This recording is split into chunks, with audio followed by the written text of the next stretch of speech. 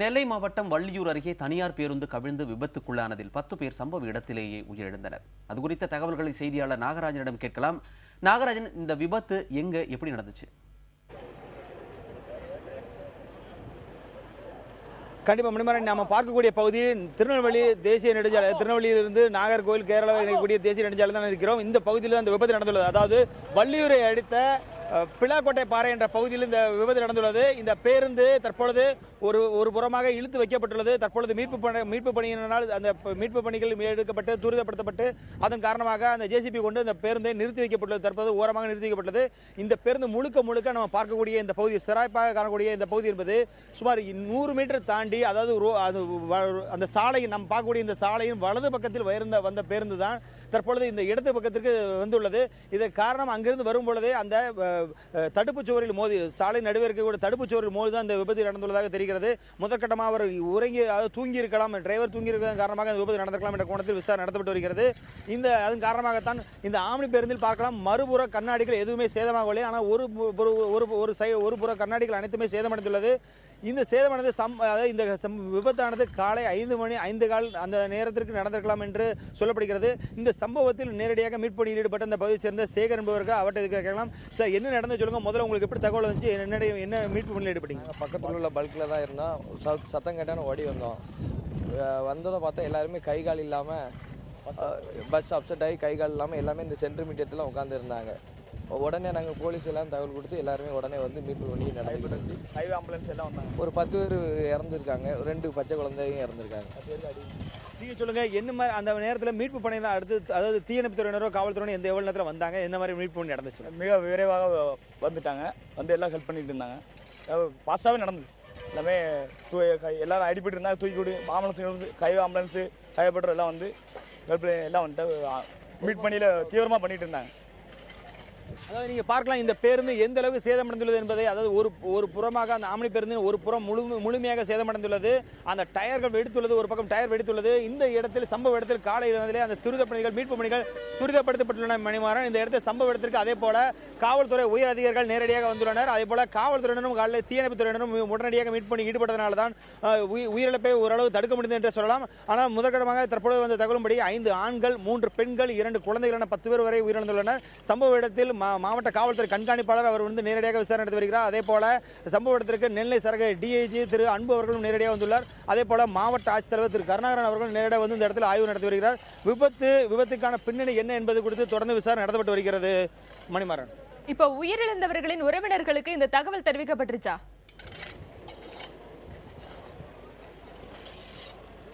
அதற்கான பணிகள் தான். அதாவது இப்போ தற்போது பார்க்கலாம், அவர்கள் என்னென்ன விவரங்கள், யார் எந்தெந்த பகுதியை சேர்ந்தவர்கள் என்ற விவரங்கள் தொடர்ந்து எடுக்கப்பட்டு வருகிறது.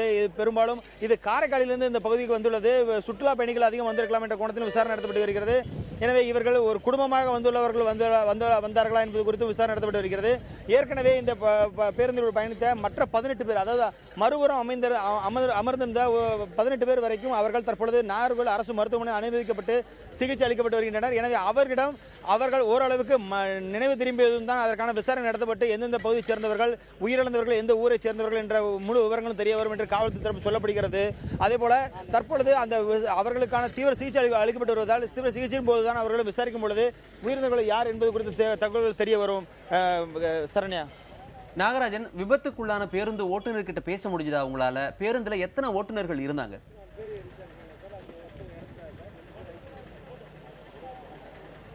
விபத்து நடந்த பேருந்தில் ஒரு ஓட்டுநர் மட்டுமே இருந்ததாக முதற்கட்ட தகவல் வந்துள்ளது. ஆனால் மேற்கொண்டு அது விசாரணையின் போதுதான் என்ன கூடுதலாக இருந்தார்களா, ஏன்னா ஆம்னி பேருந்துக்கு என்று ஏற்கனவே ஒவ்வொரு விபத்து நடக்கும் பொழுதுதான் அதற்கான பின்னணிகள், சரியான விதிமுறைகள் பின்பற்றப்படுகிறது என்பது அது ஒரு பெரிய விசாரணைக்கு எடுத்துக்கொள்ளப்படுகிறது. எனவே முழுமையான விசாரணை என்பது அந்த விசாரணைக்கு பிறகுதான் அவர்கள் எத்தனை பேர் அதில் இருந்தார்கள் என்பது குறித்த முழு விவரங்களும் தெரிய வரும். தற்பொழுது இந்த இடத்தில் நமது இந்த நெல்லை மாவட்ட ஆட்சித்தலைவர் திரு கருணாகரன் சார் பார்த்துக் கொண்டிருக்கிறார். அவர் இந்த விபத்து குறித்து விசாரணை நடத்தி வருகிறார். அவரிடம் இது குறித்து கேட்கலாம். சார், வணக்கம் சார். சார், இந்த இடத்துல முதற்கட்டமாக இப்போ என்ன செஞ்சிருக்கோம் சார்? மீட்பு பணிக்கு என்ன நடவடிக்கைகள் எடுக்கப்பட்டிருக்கு சார்? அவங்களுக்கு எந்த பகுதியில் சேர்க்கப்பட்டிருக்கு, எந்த மருத்துவமனையில் சேர்க்கப்பட்டிருக்கு? 18 காயம்பட்ட நபர்கள் நாகர்கோவில் அரசு மருத்துவக் கல்லூரி மருத்துவமனையில் சேர்க்கப்பட்டுள்ளார்கள். இதுவரை 10 நபர்கள் இறந்துள்ளதாக தெரிய வந்துள்ளது. அவர்கள் அனைவரும் நாகர்கோவில் அரசு மருத்துவமனைக்கு அனுப்பி வைக்கப்பட்டுள்ளார்கள். மேலும் தொடர்ந்து காவல்துறை, தீயணைப்புத்துறை, வருவாய்த்துறை மற்றும் பல்வேறு அரசு அதிகாரிகள் அவர்களுடைய பணிகளை செய்ய உத்தரவிடப்பட்டுள்ளது. தக்க மருத்துவ சிகிச்சை அளிப்பதற்கு கன்னியாகுமரி மாவட்ட ஆட்சியரிடம் தொடர்பு கொண்டு பேசப்பட்டுள்ளது. விரைவில் அறிக்கை அரசுக்கு அனுப்பி வைக்கப்படும். இறந்தவர்கள் எந்த பகுதியைச் சேர்ந்தவர்கள் அப்படிங்கிற தகவல் எதுவும் தெரிய வந்திருக்காங்க? அனைத்தும் விசாரணை செய்யப்பட்டு கொண்டிருக்கிறது. விரைவில் தக்க அறிக்கை அரசுக்கு அனுப்பி வைக்கிறோம். அதாவது சரண்யா, நீங்கள் பார்த்துருப்பீங்க, இந்த பகுதியை பொறுத்த வரைக்கும் உரிய விசாரணை நடத்தப்பட்டு வருகிறது. தற்பொழுது முதலில் மீட்பு என்பது தான் முதற்கட்டமாக இருந்துள்ளது. எனவே தான் முதலில் 18 பேர்களை மீட்டு அரசு மருத்துவமனை கொண்டு செல்லப்படுவதற்கு வசதியாக இருந்துள்ளது. எனவே அனைவருமே முதற்கட்டமாக மீட்பு பணியில் தான் துரிதமாக இருந்துள்ளனர். தற்பொழுது அந்த பேருந்து ஒதுக்கப்பட்டதால் தான் தற்பொழுது இந்த சாலை போக்குவரத்து கூட சீரமையும் அந்த ஒரு சூழ்நிலை இருக்கிறது. ஏனென்றால் கடந்த 2 மணி நேரமாக ஒரு பக்க சாலை என்பது அதாவது போக்குவரத்து காரணமாக போக்குவரத்து முடங்கியே இருந்தது. எனவே தற்பொழுது தான் அந்த காலை என்பது போக்குவரத்து என்பது ஓரளவுக்கு சீராகி வருகிறது. எனவே இனிமேல் தான் அடுத்த கட்ட விசாரணை, அதாவது காயம்பட்ட அந்த நபர்களிடம் விசாரணை நடத்தும் பொழுதுதான் யார் யார் எந்தெந்த பகுதியை சேர்ந்தவர்கள் என்பது குறித்த முழு விவரங்களும் தெரிய வரும் என்று சொல்கிறார்கள். சரண்யா. நாகராஜன், அதே போல இந்த பேருந்தை ஒரு ஓட்டுநர் மட்டுமே இயக்கியதான் இந்த விபத்திற்கு காரணம் என்று கூறப்படுகிறது. அப்படிப்பட்ட புகாரும் வந்திருக்கிறது. இது குறித்து எது போன்ற விசாரணை தொடர்ந்து மேற்கொள்ளப்படும்? கண்டிப்பாக சரண்யா, நீங்கள் பார்க்கலாம். அதாவது நம்ம பார்க்கக்கூடிய பேருந்து பெரும்பாலும் இந்த ஆம்னி பேருந்தை பொறுத்த வரைக்கும் அதற்கான ஒரு கூடுதல் ஒரு ஓட்டுநர் இருக்க வேண்டும், அந்த பகுதியில் இருக்க வேண்டும். அவர்கள் தான் அந்த ஓட்டுநர், அதாவது ஒரு பகுதி, அதாவது ஒரு நேரத்திற்கு பிறகு அவர்கள் உள்ளே வந்து அதற்கான அந்த ஓட்டுநருக்கு மாற்று ஓட்டுநராக அந்த ஒரு நேரத்திற்கு பிறகு அவர்கள் சரி செய்ய வேண்டும். அந்த மாற்று ஓட்டுநர் இருந்தால்தான், அதாவது நெடுந்தூர பயணம் என்பது இது பொறுத்த வரைக்கும் காரைக்காலிலிருந்து இங்கு வரும்பொழுது என்பது சுமார் 400 கிலோமீட்டருக்கும் அதிகமான தொலைவு கொண்ட பயணம். எனவே அந்த தொலைவுக்கேற்ற பயணம் என்பது போல அந்த பயணத்தின் போது அதற்கான கூடுதல் ஓட்டுநர்கள் இருந்திருக்க வேண்டும். ஆனால் அதற்கான சூழ்நிலை இருந்ததா என்பது விசாரணையின் போது தான் தெரிய வரும். தற்பொழுது அவர்கள் முதற்கட்டமாக அந்த பேருந்துகளை மீட்கும் பணியில் ஈடுபட்டுள்ளனர். இருந்தாலும் இன்னொரு பக்கம் மற்றொரு குற்றச்சாட்டு சொல்லப்படுகிறது. அதாவது சீட் பெல்ட் என்பது அணிந்துள்ளார்கள் என்பது இப்போ கேள்விக்குறியாக உள்ளது. ஏற்கனவே இதே போல ஒரு சம்பவம் நடந்த பொழுது கூட இந்த சீட் பெல்ட் அணியாததுதான் மிகப்பெரிய விபத்துக்கு காரணம் என்று சொல்லப்பட்டது. இங்கு சீட் பெல்ட் அனைவரும் அணிந்திருந்தார்களா என்பதும் அதேபோல, ஏனென்றால் அதிவிரைவு பேருந்தில் சீட் பெல்ட் அணியாததால் தான் இவ்வளவு பெரிய உயிரிழப்பு ஏற்பட்டுள்ளதாகவும் முதற்கட்ட குற்றச்சாட்டு வைக்கப்படுகிறது. இந்த நிலையில் அதாவது ஒவ்வொரு முறையும் இந்த மாதிரியான அதாவது நீண்ட ஒரு விபத்து நடந்து அதற்கான ஒரு பெரிய உயிரிழப்பு ஏற்படும் ஒரு நீண்ட விசாரணை வைக்கப்படுகிறது.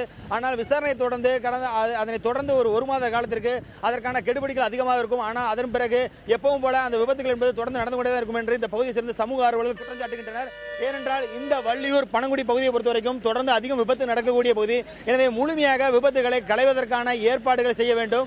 அதற்கான, அதாவது இங்கே இருக்கக்கூடிய இந்த இதிலிருந்து சுமார் 15 கிலோமீட்டர் தொலைவில் இருக்கக்கூடியது நாங்குநேரி சுங்கச்சாவடி. அந்த சுங்கச்சாவடியில் அதற்கான சோதனைகளை, அதாவது வாகன ஓட்டுநர்கள் சரியாக உள்ளார்களா, அவர்கள் உறங்கும் நிலையில் உள்ளார்களா, மாற்று ஓட்டுநர்கள் இருக்கிறார்களா, இல்லை மது அருந்துள்ளார்களா என்பது குறித்த சோதனைகள் வைக்கப்பட வேண்டும். இப்படி ஒரு சோதனைகள் வைக்கப்படும் பொழுதுதான் அதில் சரியான ஒரு தீர்வு என்பது அவர்கள் கிடைக்கிறதுக்கான வாய்ப்பு இருக்கும். ஏனென்றால் இந்த மாதிரியான விபத்தில் தடுப்பதற்கு சரியான தீர்வுகள் தான் தேவைப்படுகிறது தவிர ஒவ்வொரு முறையும் விசாரணை மட்டுமே நடைபெற்று வருகிறது என்பதே இந்த பகுதி மக்களுடைய ஒரு குற்றச்சாட்டாக வைக்கப்படுகிறது. சரண்யா. நாகராஜன், நீங்க சொல்லும் பொழுது 5 ஆண்கள் 3 பெண்கள் 2 பச்சிளம் குழந்தைகள் இருந்ததா சொல்லியிருந்தீங்க. ஒட்டுமொத்தமா அந்த பேருந்துல எத்தனை பேர் பயணம் பண்ணாங்க அப்படிங்கிற அந்த விவரத்தை ஆம்னி பேருந்து நிர்வாகத்திலிருந்து வாங்கியாச்சா? கண்டிப்பாக மணிமாறன், அதாவது தற்பொழுது விசாரணை நடைபெற்று வருகிறதால் முழுமையான தகவல்கள் கிடைக்கப்படவில்லை. காவல்துறையினரும் விசாரித்து வருகிறார்கள். ஒவ்வொருவருடைய பெயர், முகவரி, விலாசம் என்று விசாரித்து வருகிறார்கள். நாம் பார்க்கக்கூடிய பகுதியில் ஒரு புறம் மட்டுமே இந்த சேதம் என்பது அதிகமாக இருந்துள்ளது. அதனால தான் இந்த விசாரணையின் போது அதாவது காயமடைந்த அந்த 18 பேரை விசாரிக்கும் பொழுதுதான் எத்தனை பேர் வந்துள்ளார்கள் என்பது தெரியும். ஏனென்றால் காரைக்காலிலிருந்து பேருந்து வரும்பொழுது ஒரு சில இடங்களில் ஒரு சில நபர்கள் இறங்கியுள்ளதாக, முக்கிய ஊர்களில் சில நபர்கள் இறங்கியுள்ளதால் எண்ணிக்கை குறைவாக இருந்துள்ளதாக சொல்லப்படுகிறது. தற்பொழுது வரைக்கும் 18 பேர் இங்கு மருத்துவமனையில் சேர்க்கப்பட்டு அவர்களுக்கான சிகிச்சை அளிக்கப்பட்டு வருவதால் மேற்கொண்டு அவர்களை விசாரிக்கும் பொழுதுதான் அந்த கூடுதல் தகவல் தெரிய வருவதற்கான வாய்ப்புகள் இருப்பதாக சொல்லப்படுகிறது. மணிமாறன், இருந்தாலும் தொடர்ந்து விசாரணை நடைபெற்று வருவதாக காவல்துறை தரப்பில் சொல்லப்பட்டுள்ளது.